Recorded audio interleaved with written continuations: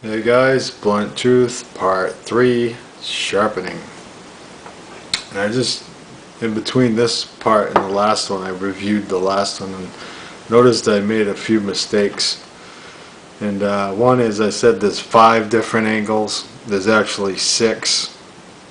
It's marked as 11, 15, 19, 22, 25, and 29.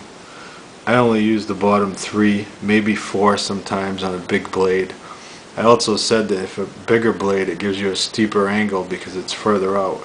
It actually gives you a shallower angle because it gives you a shallower angle, not steeper. Shorter blade, whatever. So little corrections there. So I got it marked up, got my black on there. Now I'm just going to pick the angle I usually would use is this one marked 15 on a small, fairly small knife like this. So I'm going to make sure that the rod, because the rod fits a little loose in the hole, make sure it's tight down to the bottom of the hole, anywhere in the hole but on the bottom. Set the stone, the hone against the edge, and only apply pressure on the handle part between the edge and the hole down here. Only put pressure there, because if you put pressure up here, it'll move around loose, giving you a sloppy angle, sloppy edge. So you want to hold that edge, to keep the perfect edge, you want only pressure right here between the edge and the clamp, and only apply pressure, only move the hone in this direction.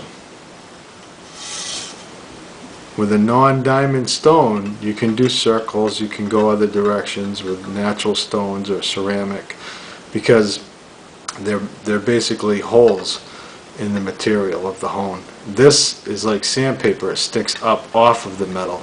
The diamonds stick off of it. Therefore, if you go this way at all, even a little bit, because the diamonds stick up, they can grab the microscopic little grains of the metal and rip them right out of the edge. Just grab them and rip them right out of the edge. And you'll do that a couple of times, you'll ruin your edge. It'll look all rough and sawtoothed and chipped, and you'll have to grind away a whole bunch of metal to fix it. So only go this way with diamonds. Pick it up, do it again. What you want to do though is do a little overlapping like this. Just a little bit of overlapping and just hit the whole edge. See, I'm only putting pressure with this finger.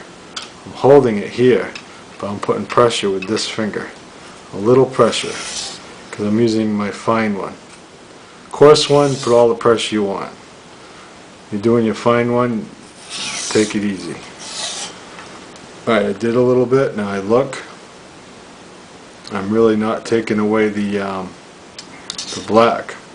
So I'm going to go up a hole, because I'm not hitting the edge. So I'm going to go up a hole to the 19 hole and see what happens. Just hit it a little bit, the whole length. Got it. See, I'm getting the inks coming off. A little less up here, but I get all the ink, all the marker off here. So that's my angle right there, 19 on this side. It might be different on the other side. This is one of the quirks where the Gacko, you can't go by directions. Sometimes one side, because of the way it clamps in, not precisely centered all the time, even though it might look it with your eye. Sometimes you have to use a different hole on the other side. And that's where you might want to make a note in your picture you take about what angle you use. There might be one different for another side. So I'm going to try the same, the 19 hole, a little bit, see if I get rid of my, yep, I'm hitting the edge. Might be able to bring it down a little. Let's try the 15 hole. See, right off the bat you can experiment a little bit. Yep. That's good.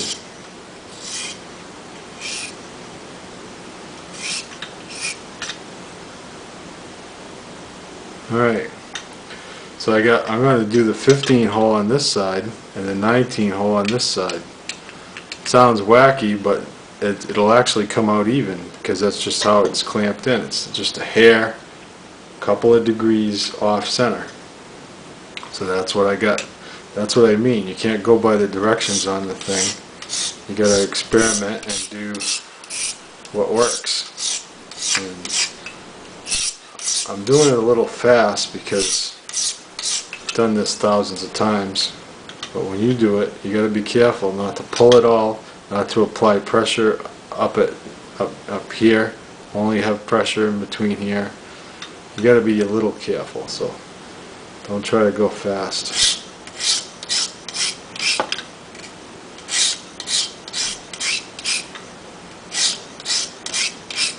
If I can't do this in real time pretty quick, I'm going to do a cut. So any second now I could cut and be into the future on you.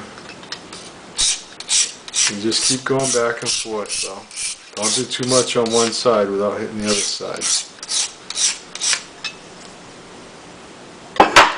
And as I get close to being done, I'm going to show you something else about the burr, when you raise a burr. So that's your goal right here. You're trying to raise a burr. And what that means, you keep on looking under your light to see how your edge is coming. I can still see a little silvery white line up the edge, so it's not sharp. Doesn't take a lot with diamonds though. You can get it sharp in no time. Even good hard steel. Reprofiling can take hours. Even with diamonds it can take hours. I've reprofiled like all day before on some knives. But sharpening, no problem. Even a hard metal you can sharpen with these diamonds, no problem. I can do S30Vs and D2 and you name it. No problem at all with diamonds. Okay guys, I just did a cut while I did some more. Took like another probably 8 or 10 minutes working at the edge to get it so that I can't see it. I want to get it so you can't see it under the light. And now the finish up I want to show you real quick, and then we're going to go to a part 4, and do some stropping, which I have some important tips on stropping, so you want to watch part 4. Okay, but on the finish up, what you want to do is light pressure, same motions and everything, but very light pressure. You just do your stroke off the edge, once up, overlapping still, but one time up the edge. Flip it around. You can go up or down either direction, but only once. Light pressure, and only once. And do that I do it 3 times. The idea is you raised a burr, they call it, when you finish up an edge. Your goal is to raise a burr, which means that like what I just did on this edge, on this side, because I got to that fine edge, I curled over a tiny microscopic little bit of metal all along the edge. And you can feel it. This will feel smooth, and this will feel just a little bit of a catch. You can't even see the burr, but you can feel it. You can see it like maybe with a microscope. You can look and see it. Or I got 5 power magnifying glass I can see it with. But you can feel it. You can't really see it with your naked eye. And Oscar isn't as close to the blade as it looks like he is. I noticed there's a trick with the camera where he looks like he's in danger. Oscar's not in danger, are you, Oscar? Alright, so let's go right to part 4, I think, and I'll show you stropping, okay? Watch part 4. Thank you.